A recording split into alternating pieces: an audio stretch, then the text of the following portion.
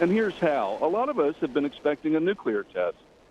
First on the birthday of the North Korean founder and later on their Armed Forces Day.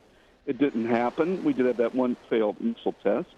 But if North Korea continues to restrain itself from having a nuclear test and restrain itself from testing an intercontinental ballistic missile, that may be good news. That may signal that we're sort of at a ceiling here where, yeah, they're going to do some things, but they're not going, as your last guest suggested, they're not going to press it beyond a certain limit. And as long as they do that, then the possibility of negotiations or other sorts of actions might be possible. Now, if they test a nuclear weapon or test an intercontinental ballistic missile, then all bets are off, and that would be bad news. So this is where the the details are critical as to what sort of missile it was. And if it's just something that's rather trivial, then I don't think it's going to change that much.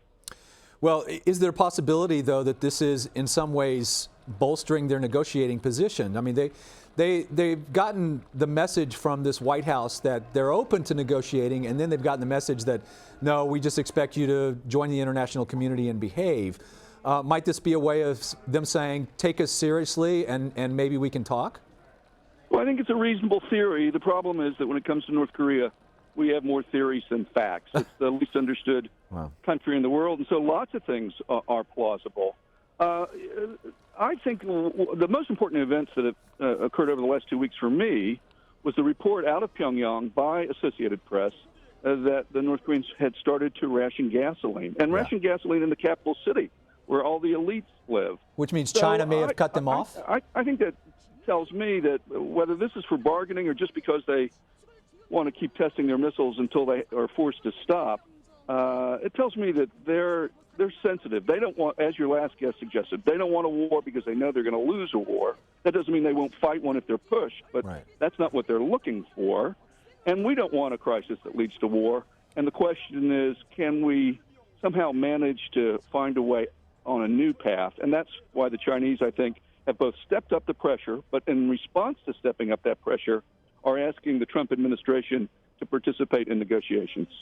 Do you think that the sign of the people at the gas lines indicates that China has cut off the tap a little? They do supply North Korea's fuel. Yeah, it's absolutely critical. That's a dagger aimed at the economy of the North.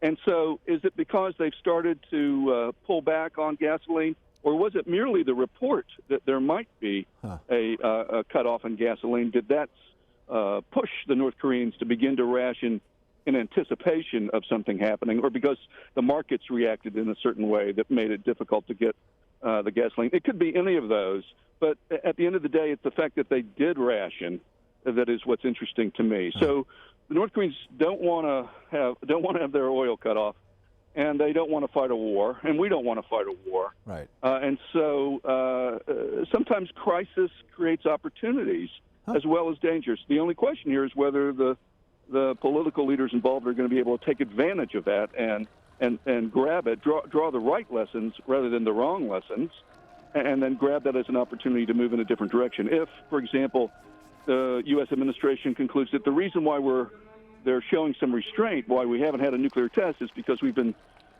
sending carrier groups here and there, I think that would be the wrong conclusion and could lead to a dangerous next move. But if they, and it seems this way, if they give some of the credit here to what China has been doing in the last 2 and 3 weeks, and people are on the same page, then, I don't want to be an optimist. I've worked on this for 15 years, but there may be a chance here that we haven't seen in a while. At the United Nations, Secretary of State Rex Tillerson urged an international response to these ballistic missile testing, but he pointedly focused on China and China's relationship with North Korea. Now, China responded quickly and said, hey, it's not just up to us. What do you think? Yeah, I think that's obviously true. For this to be resolved, all the players have to be involved. There were tweets by the president earlier that said, well, if China, you don't solve this, we will. I thought that was ill-advised. I also don't buy the notion that it's China and China alone that can solve this. It's going to require all the parties, not least of which is South Korea. And the more we have U.S. officials sort of shooting from the hip, as it were, and leaving South Korea out of the equation, the more nervous our allies going to be. we heard some good things from American officials in the last 48 hours. Then we heard completely contradictory things.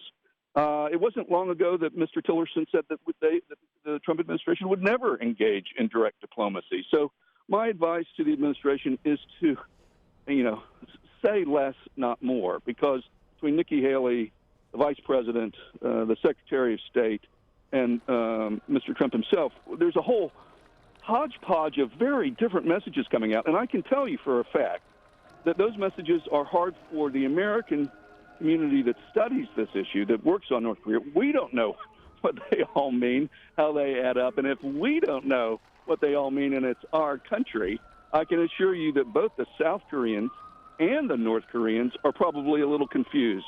And if there's one thing you don't want on the peninsula, you don't want people to be confused. Right. Say less, not more. That's a novel concept for this administration right now. Jim Walsh, thank you so much for your time. We appreciate it. Thank you. We'll be right back here on CBSN with much more of the day's news, and of course we'll continue following the very latest with this North Korea missile test. You're streaming CBSN.